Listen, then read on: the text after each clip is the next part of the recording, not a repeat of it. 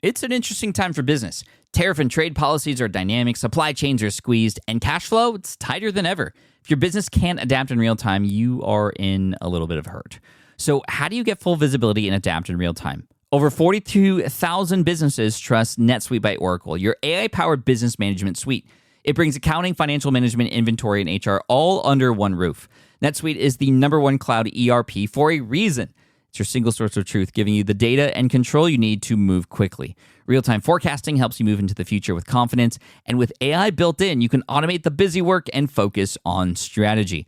NetSuite helps you see what's stuck, what it's costing you, and how to pivot fast. If I were running a business with a lot of moving parts, I'd use NetSuite for full control over everything. Tame the chaos with NetSuite. If your revenues are at least in the 7 figures, download the free ebook, Navigating Global Trade, 3 Insights for Leaders at netsuite.com/SPI. That's netsuite.com/SPI. Congrats, your business is doing great. All your hard work is paying off, but you need help like now, and you have to hire fast. How can you hire amazing candidates quickly? Easy, just use Indeed.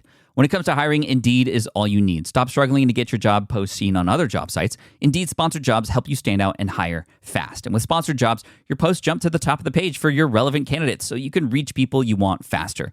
And it makes a huge difference. According to Indeed data, sponsored jobs posted directly on Indeed have 45% more applications than non-sponsored jobs. One of the things I love most about Indeed is that it has one of the largest databases of job seekers, giving employers access to a wide range of candidates. And with job alerts, I get notified when new candidates apply.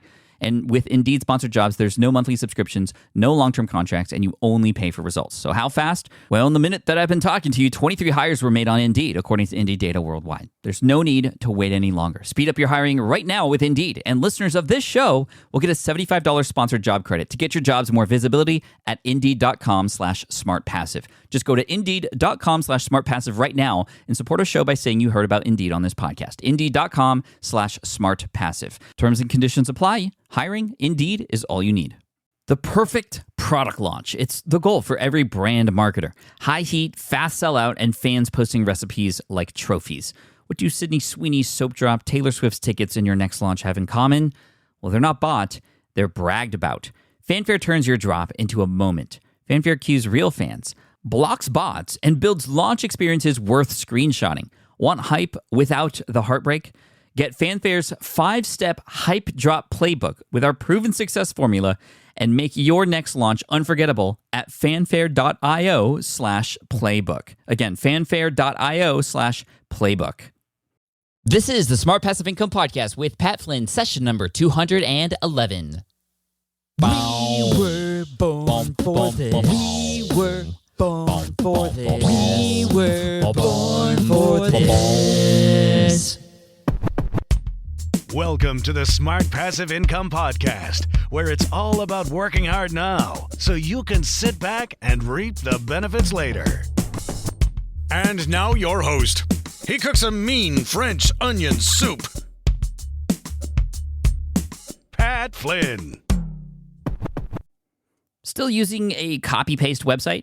Break the template trap with Framer.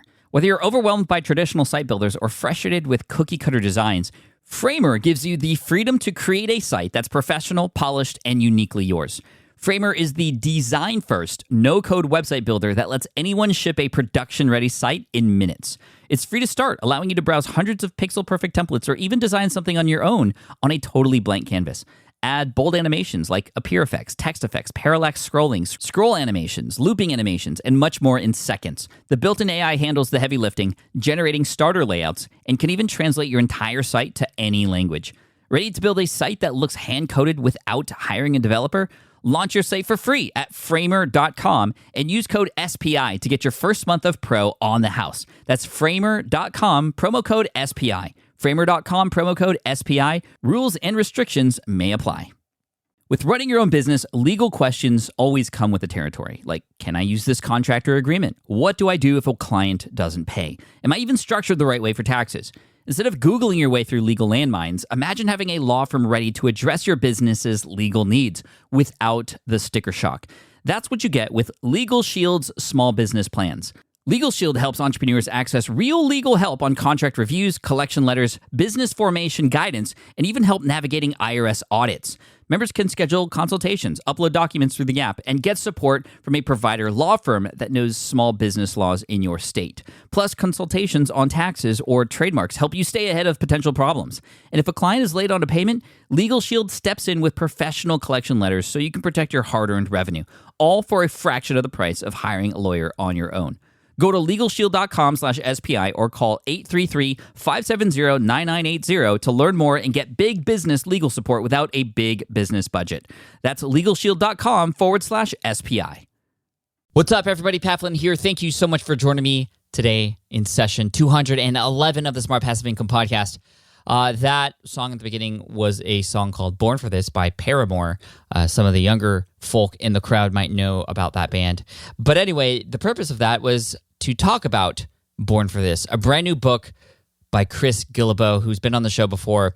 One of the, there's so many people in this world I respect, but Chris is up there at the top because he's just done so much for the world and for helping change a lot of people's lives. He has a summit that goes on every single year called World Domination Summit. It happens in Portland. I've been several times before, and it's one of the coolest gatherings of some of the coolest people around who are all there to help inspire each other and help each other get to wherever they want to go in life.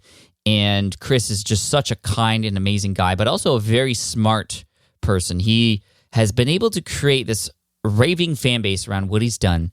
And we're going to talk today about how he's been able to do that, how he's been able to grow this conference from just a couple hundred people, I think, when it first started out, to now thousands of people and tickets selling out every single year and venues not even being big enough for what he's been able to put on here. It's really amazing what he's done. So we're going to talk about that. But I also wanted to talk about his brand new book. It's called Born for This. And really, it's about that, how to find the work you were meant to do. That's the subtitle. He's also the author of a bestseller, The $100 Startup, or The $100 Startup, and also The Happiness of Pursuit, which is one of my favorite titles of a book ever. But this one is great. And this one, he shares a lot of, not just principles. I mean, that's the thing about this book that I think is a different and a standout thing about it compared to other kind of help you find the work that you're meant to do type of books. This actually walks you through some steps and gives you actionable advice that you could take and actually see results from to help you find the work that you were born to do. So let's just get right into the interview. Again, this is Chris Guillebeau from chrisguillebeau.com. Here we go. Hey, what's up, everybody? I'm so happy to welcome back Chris Guillebeau to the show. Chris, welcome back. Thank you for joining us today. Awesome. Thank you so much for having me again. Dude, so last time you were on the show, it was episode 38, and this is 200 and something right now. That was, 4 years ago, almost to the date. And so a lot has happened since then. But one thing that has continued to happen and grow is your summit, World Domination Summit, which happens in Portland every year. I've had the pleasure of attending a couple times. It's one of the coolest, most unique events out there. Really quickly, I'm just very curious, how are you able to keep this going and growing? I think a lot of people want to create a tribe like you have, and to have people come from around the world to Portland to come and be together and to be there with you and all the other amazing people you have. Like, how are you able to make this all happen? Yeah, well, it has been quite a while since we talked on the show, and so much has happened with you as well. It's been fantastic to follow your journey. Thank you. I'm a big fan of Will It Fly, as you know, and I've been following the income reports, and it's just great to see like you and lots of other folks, like how we've all come up, and hopefully the best is yet to come. And as for WDS, as you know, it's been a labor of love. It's something that I do for love, not for money. We take in quite a significant amount of revenue in terms of ticket sales, but then we invest the entire amount into producing the event, and any profits go to our foundation, which provides scholarships for real life. So the motivation is it's just a lot of fun. It's really great to bring interesting, remarkable people together. And so every year I kind of spend a ton of time working on it, and I'm like, well, do I want to keep this going? But then when we actually do it, it's like, this is why we do it. It's very rewarding, and people like you and maybe some of the listeners who have been, it's just a fun experience. So as for how it keeps growing or continuing, I guess we just try to keep it fresh. We just try to not just do the same thing every year, and maybe we look at what works and we do more of that. And if something doesn't work, that's okay. We're willing to take some risks and experiment with different stuff. Yeah, I mean, it's great. And one thing you do every year is you try to break a world record.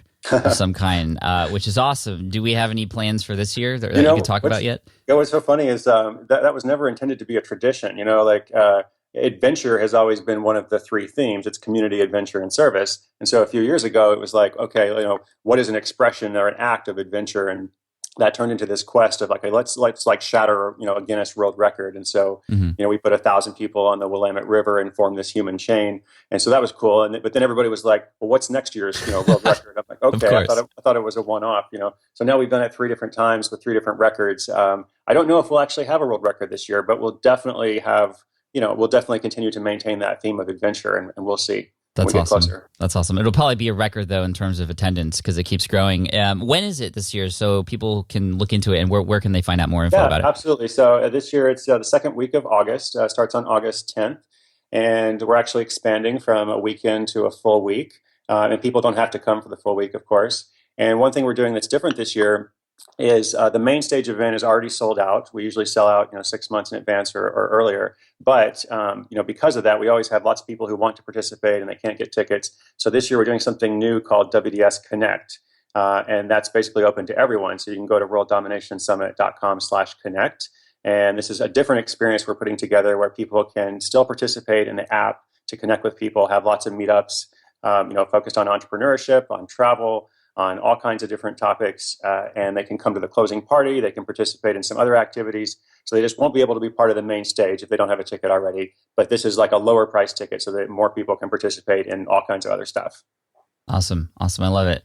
Now I want to start talking about some of your work and getting into your new book, Born for This, which is great. I have a copy right here in my hands right now. Awesome. Thank you for the early copy, by the way, and I'm really looking forward to hearing what other people think about it. So you've done a lot of great pieces that have been shared, New York Times bestsellers and manifestos. Your first one was called, or the one that I remember at least, is 279 Days to Overnight Success. And that was a piece that you wrote for your blog at The Art of Nonconformity in your audience. And that kind of went viral in a sense. People loved it. Can you give us a gist of it, because it's been a long time. Can you recap what exactly that means? I think the title says it all, but can you give us the lowdown on that? Yeah, it's interesting, the word viral, because I think, in 8 years of publishing things online, maybe that and maybe one other thing that I've done, could be qualified as viral, because most of what I've done is just kind of been consistently putting stuff out, which is like what you've done as well. And I think that is the best long-term strategy. And you can't really have a strategy for going viral. Right. It just kind of happens. But I think with that manifesto, at that point I had been blogging, for just about a year. And my initial intent was not necessarily to start a business with it. Like I had owned a business before. I'd been an entrepreneur, but my blog was initially set up just to kind of chronicle my quest to visit every country in the world. And I started paying attention to all these people were asking the same kind of questions all the time. I think it's really important to, like, if people are asking you the same kind of questions, pay attention, because it's showing you a couple things. It's showing you that people like recognize you as this authority in a certain area, and they also have this desire for information. So this desire for information that's valuable to them. Mm-hmm. So, I had created a couple of products just very, very carefully and deliberately. It wasn't like a high sales approach. But within a year, I was making like a decent living. It wasn't a huge amount of money, but it was like $50,000, a year at the time. And I was like, this is great. Like, this is fantastic. And so what I wanted to do with that manifesto was kind of chronicle the journey, like step by step, which of course you've done as well. Just showing people exactly how I did it and deconstructing it and showing the mistakes, showing the missteps, but also the things that had worked well. And to me, it was like a celebration of independence. For me, like, that's why I became an entrepreneur in the first place, is like, I valued freedom and independence more than anything else. And I wanted to find a way to create that for myself. And so the manifesto is showing, hopefully showing other people how they could replicate that in their own way. Maybe not exactly the same way I had done it, but using a similar model for themselves. And what was the purpose of writing it, like in terms of your overall business strategy, or was there even a purpose, sort of a long-term game with that? I mean, it wasn't really strategic. The purpose was sharing helpful information. I guess the purpose was adding value, right? And people use this word value all the time, and like value just means helping people essentially. So if I could help other people, and I had learned from lots of people. I had looked up to people who had come before me and I tried to deconstruct their lessons, but they didn't really have a guide. Usually, I just kind of had to figure it out. And so, I guess and obviously maybe there's a little bit of ego to it too. Like I can't take that out of it. It's like I wanted to grow my audience. I wanted more people to read. So that would be the only business strategy for it. Yeah, it almost reminds me of my other book, Let Go, which was all about how I got laid off and then became an entrepreneur. Very similar. And I found that through that piece of work, it's done a great job of just honestly building a relationship with a reader on the other end. And I know your manifesto has done the same, which is why and how you've been able to build such amazing raving fans who continue to come back to WDS, who buy every single book that you come out with. So before I get into... Well, we talked about the $100 startup the last time you were on the show, but I want to talk about your new one. But before that, I want to ask a selfish question because I know you travel a lot. You mentioned you've hit every country in the world, which is awesome, and you must know some travel hacking tips that you could easily share with the audience that would help those of us who travel a lot. Sure. Well, that's kind of a big topic. I write a lot about it on the blog, but basically, travel hacking has allowed me to pursue that quest and made it much more affordable.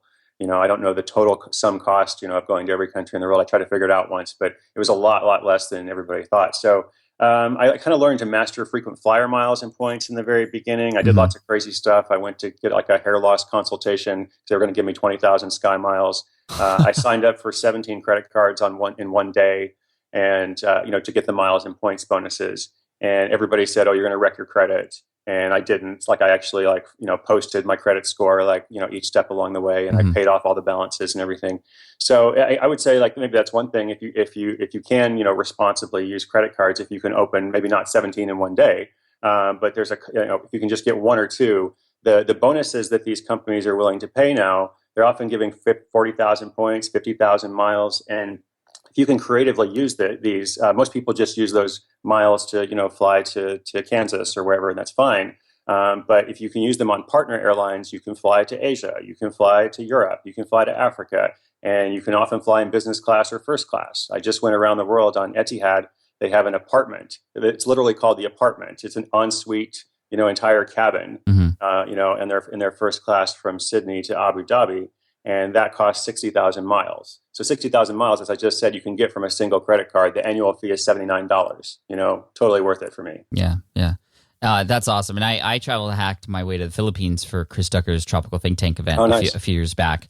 It literally cost me I was just spending what I normally spend on stuff. It was just the way I spent it mattered. I want to give a shout out to Matt from thematicmatt.com who really helped me through that process. Anyway, okay, so let's get into Born for This. Okay. Why did you write this book, and who is it for? Great question. I wrote this book for everybody who's like, okay, and I'm trying to find my way on this path, and there's something out there that I can do. I have the same desire for freedom and independence, probably like many of the listeners do. And maybe I'm 20, maybe I'm 30, maybe I'm trying to make a change later in life. How do I navigate that? And so I went through this maybe 2-year research process of looking at people who had been very successful. And when I say successful, I don't just mean wealthy, although that's important as well. But people who had great purpose and meaning in their life. They were doing something that they loved to do. It was financially viable. It used their skills. So I kind of wanted to see what do these people have in common, basically. And that was the goal. Let's extrapolate the common lessons, from people that we can kind of look at and say, that person is. It's not just that they're happy. It's not just that they're rich. They're clearly doing something that is really great for them, and it kind of makes them come alive, and it helps other people as well. So how can we, apply that to our lives? That's the whole goal. I love that. I love the title "Born for This" because that's something you say when you're like, "Yes, I'm going to own this. Like this is mine." Right. There's a lot of books out there about kind of finding your path. What do you feel makes this different? Yeah. I probably shouldn't have even said that. Finding your path. So let's go back because. Yeah, as you said, finding your path, whatever. What I try to do is research-based, it's fact-based. I'm actually looking at, hundreds of different people. And as I said, trying to pull the lessons. And, Born for This is kind of a provocative title in some ways because, people would say, is there only one thing that you're born to do? And my answer is no, not necessarily. I think there's lots of different things you can do. And what I did see from these successful people is that they actually tended to make a lot of mistakes. And there's not many career mistakes you can make that you can't recover from. And they made mistakes. They were willing to kind of, give up on something and go back to a different path or a different fork in the road.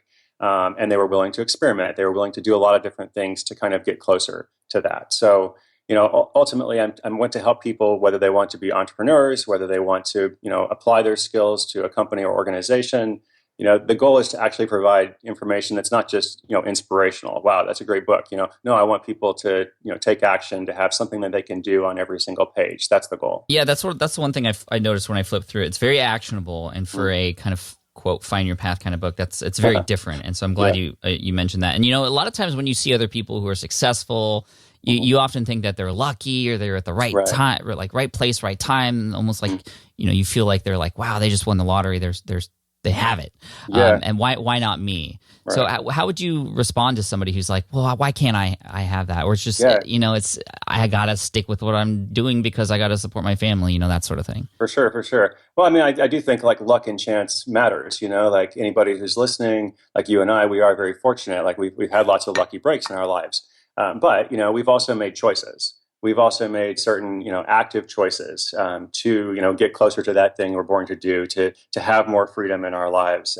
And all these people that I kind of looked at in the book, they often use that phrase lottery. They talked about I feel like I won the lottery, and I would go to work every day, whether I'm just kind of going into my home office or actually going somewhere. I would go to work every day, even if I didn't get paid for it. That's how much I like it. But fortunately, I don't have to. I do get paid for it, so that's great. And the thing about the lottery, like the real lottery, is it's not hackable. There's nothing you can do to improve your odds, in the lottery, as long as it's not rigged or something. But the career lottery is hackable. There are specific things you can do, whether you're trying to advance in your career, whether you're trying to quit your soul-sucking job, whether you're trying to grow a business. I mean, as you know well, there are very specific strategies and tactics and tips that we can apply. And you can do these things, now, and then a month later see results in whatever area that you're trying to work in. So, those are the people that I'm trying to help. And so if you are out there listening, you're like, well, how does this help me? Well, I think, you can basically turn the pages, and there's something in every chapter that can help you. Mm-hmm. I love that. It sort of reminds me of, there's another book out there called Smart Cuts, which is one of my favorites, but it highlights a lot of like big time celebrities and how they've become who they are. And it wasn't just luck. It was through strategic relationship building, through, self-branding and really being patient with it and being strategic.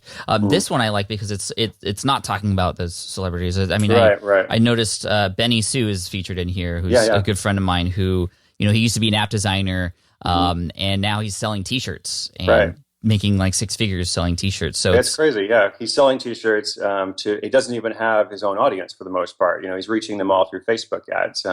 Which is really quite a remarkable thing. I'm glad you mentioned the thing about celebrities, because this is something that kind of annoys me.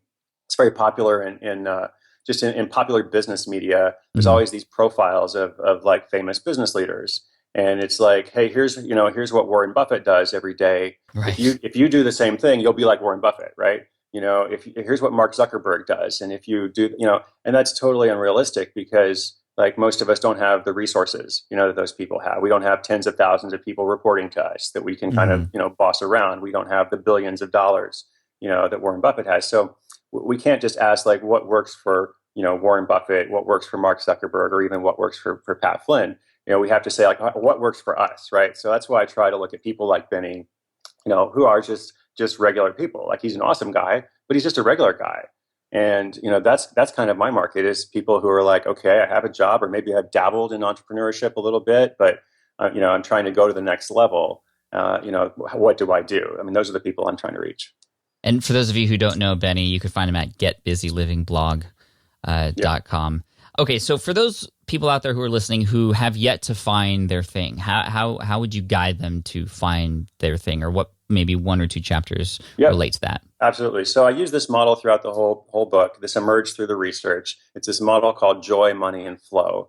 And what I saw is that people want to do a variety of different professions. Everybody has different career goals. But what these things have in common is pretty much everyone wants to find the intersection of these three qualities. And so joy is pretty self-explanatory. It's something that you enjoy to do, something that you like to do. Money, something that's financially viable, something that's sustainable. So it's not a hobby. We're actually talking about something that produces income. And then the last thing is flow, which is the unique use of your skills. It's that kind of work you do where you get lost in it. Maybe a couple of hours can go by. You don't even pay attention to the clock. it's something that other people find difficult sometimes, but for you, it comes naturally. And Yeah. so the whole goal is essentially like, what can we do to get closer to this intersection? And maybe we don't get there tomorrow, but that is the goal. And if we look at people who are really successful, whether they're celebrities, or just people that we know in our circle, we can kind of see like they actually have hit all three of these things. They don't just have two. They haven't just settled or compromised. They have kind of gotten closer to that. Love that. I love that. Joy, money, and flow. Yeah. So, hey, let me say one more thing, just practical. So if you're like, wow, that sounds great, that's really big, like, how do I do that? Here's what you can do. Every single day, at the end of the day, you just get out your journal and you answer a couple of questions. You're like, today, what did I do that gave me energy? And what did I do that drained my energy? And this sounds like a woo-woo question, but it's actually very practical. Yeah. If you look at, okay, here are the things that kind of made me come alive. Like, how can I do more of that tomorrow? And even if you have a job or something, you're like, well, I don't have 100% autonomy over my time. Well, that's fine. But you probably have some degree of selection and choice. So wherever you have that, let's focus on those things that do make us come alive. And if you're trying to do a side hustle, you're trying to get your business going, same kind of thing. Like, what makes me come alive, and what are people responding to? How can I do more of that, less of the negative things?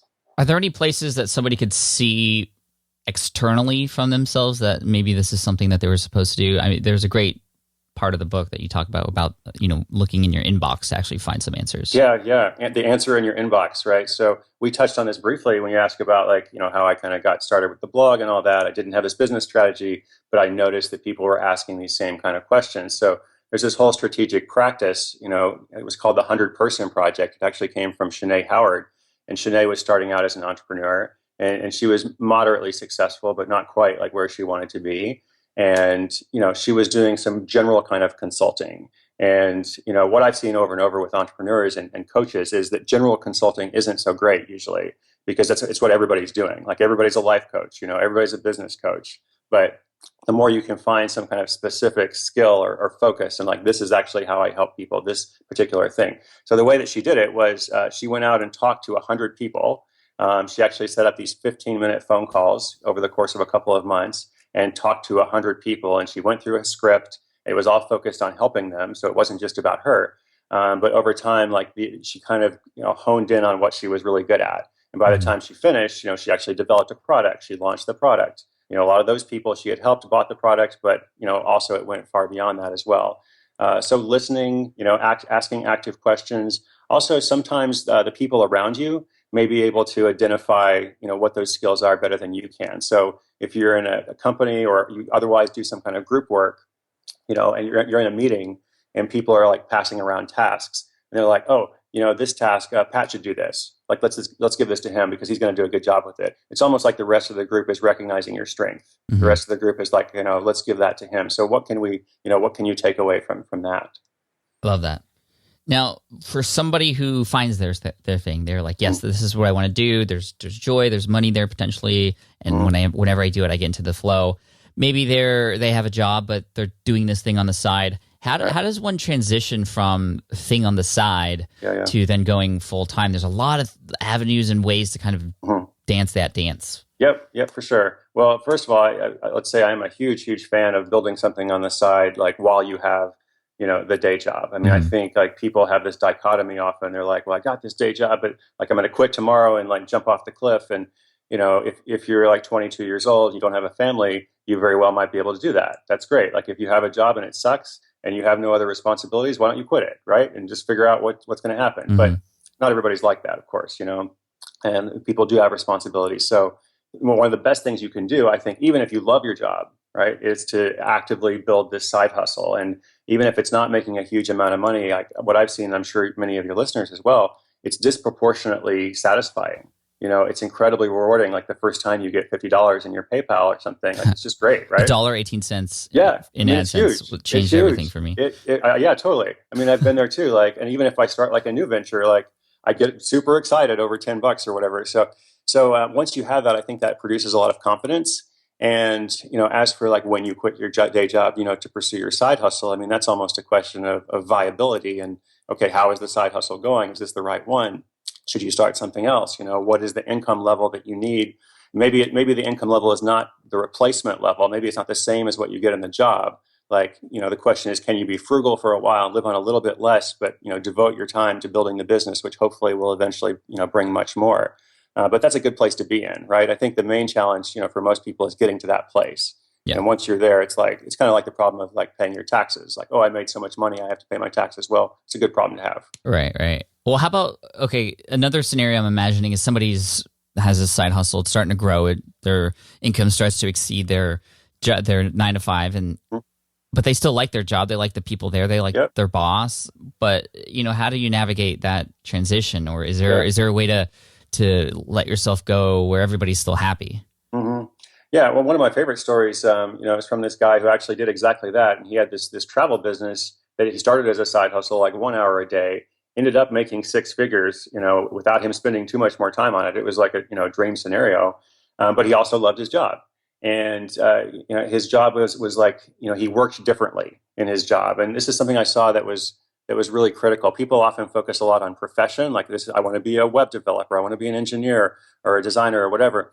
And we don't spend enough time thinking about how we work and our ideal working conditions. So that's things like how we like to spend our time, and what kind of schedule we want, and how much time we like to spend with others versus how much time we want to work by ourselves, how we like to be rewarded, incentivized, all that kind of stuff. It's just as important as figuring out like what your profession is. So in his case, like he really valued the social environment, of being at the job, as opposed to just kind of sitting in front of his laptop all the time. Mm-hmm. So for 3 years, he did both of those things, and he said, I go to work every day because I want to go to work, not because I have to. And I thought that was really powerful, because it's like, if the situation changed, then he's like, I got my side business, which is actually, making more money than the day job, which was also well paid. Mm-hmm. He's just kind of like saving all that money. But then after 3 years, he did decide, okay, I'm going to go full time into the business. And so he made a transition. He made sure he did it over time, and, trained other people. So it was like the best of both worlds. So to me, the whole goal is not necessarily become a full-time entrepreneur. The whole goal is opportunity and possibility, and creating that for yourself. And then, right, then you can make those decisions. Then you are in this great place. Okay, I can do this, because I've expanded my options. But if you don't have options, then you feel kind of limited. So one of the best things you can do is say, how can I get more options? Mm-hmm. Love that. If somebody were to ask you, Chris, what do you do? How do you respond? For me, I say, it depends on the context, but I usually say I'm a writer. Writing books is probably my main thing. Writing books in the blog. So I'm a writer, traveler, and entrepreneur. I produce the events. I do a lot of different stuff, and it hasn't been strategic, as we said from the beginning, but I love what I do. I feel very fortunate. As a writer, how do you get into the flow? Well, I'm not a big fan of I'm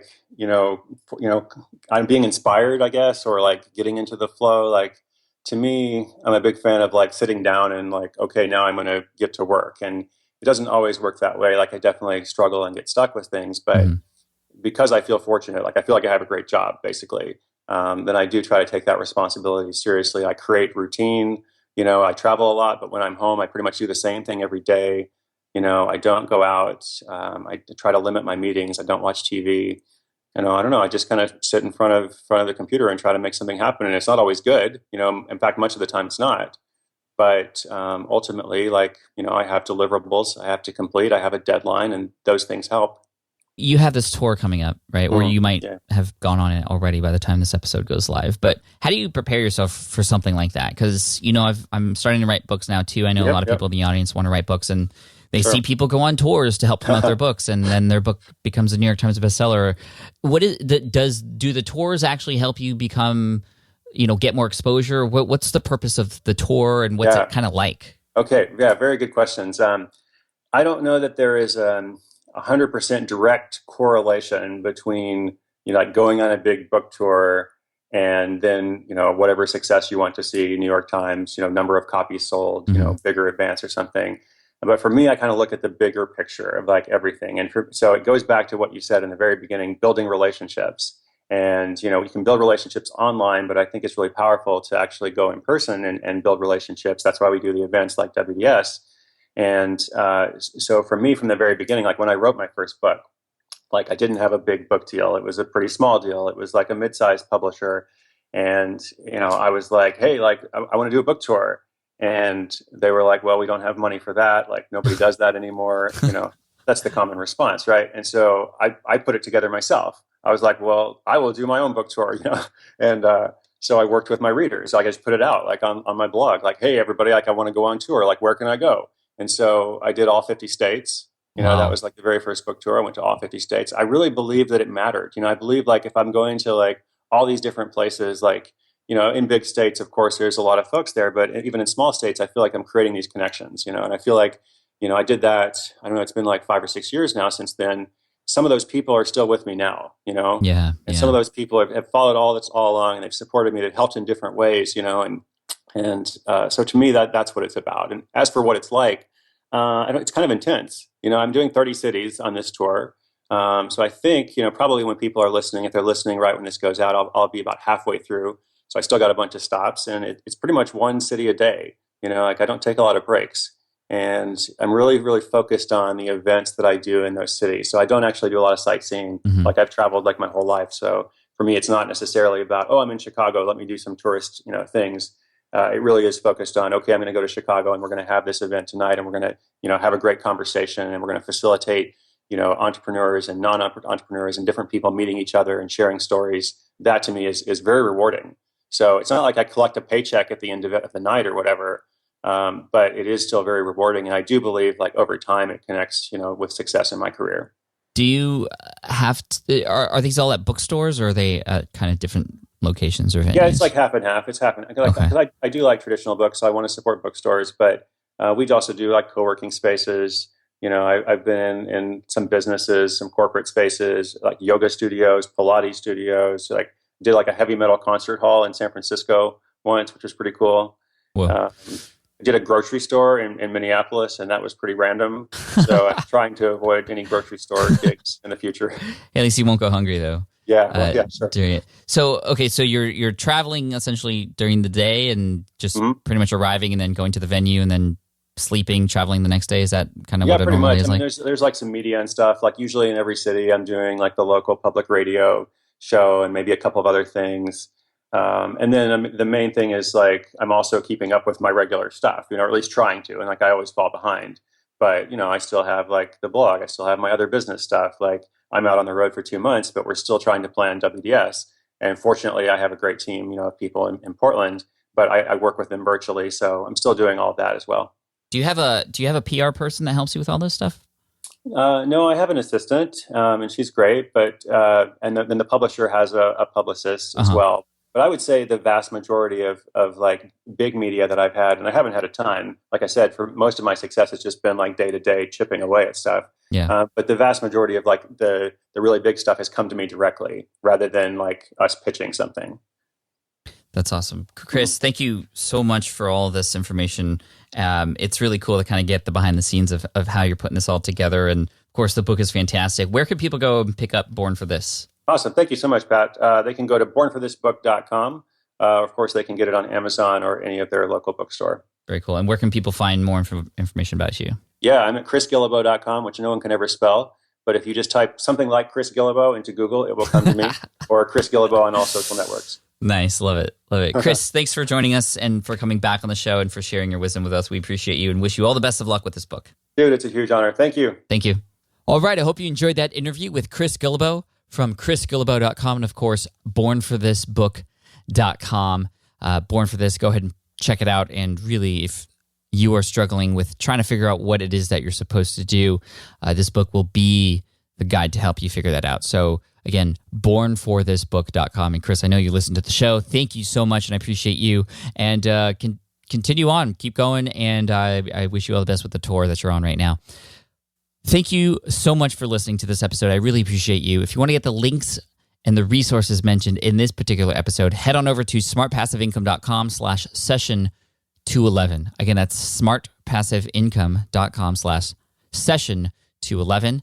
And I also wanted to share that there's actually no sponsors for this episode because I cleared the way to make one quick announcement, and that is if you haven't yet picked up my own book. I mean, the one thing I got, that I didn't mention in the interview, but also have really paid attention to Chris on a lot about, which is his book writing journey. He's been a definite inspiration for that too. And as many of you know, I came out with my own book earlier this year. It went on to become a Wall Street Journal best-selling book as a self-published book. That was absolutely huge, unexpected. And I want to thank all of you out there who have supported Will It Fly in one way or another. Will It Fly, how to test your next business idea so you don't waste your time and money. Actually kind of goes along with Born for This from Chris.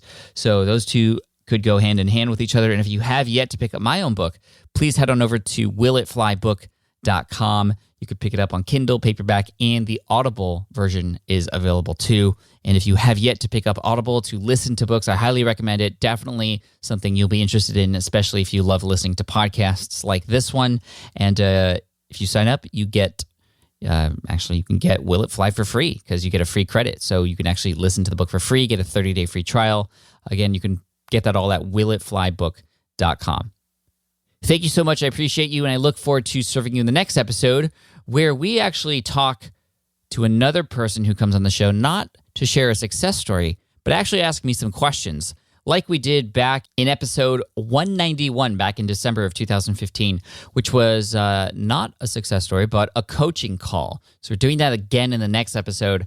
Somebody comes on and asks a few questions, so you'll be a fly on the wall and be able to listen in. So that's something that I'm going to be sprinkling into more of the episodes in the future.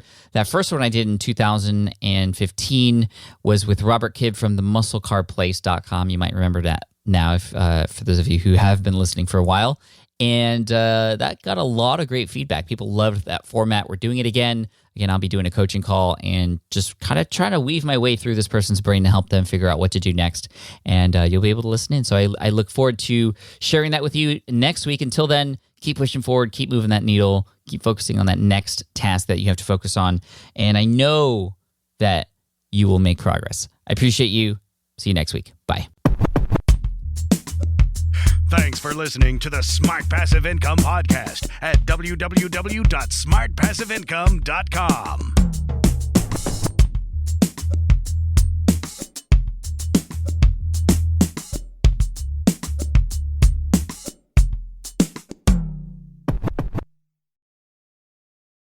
More people dream about building their own business and being their own boss rather than retiring early.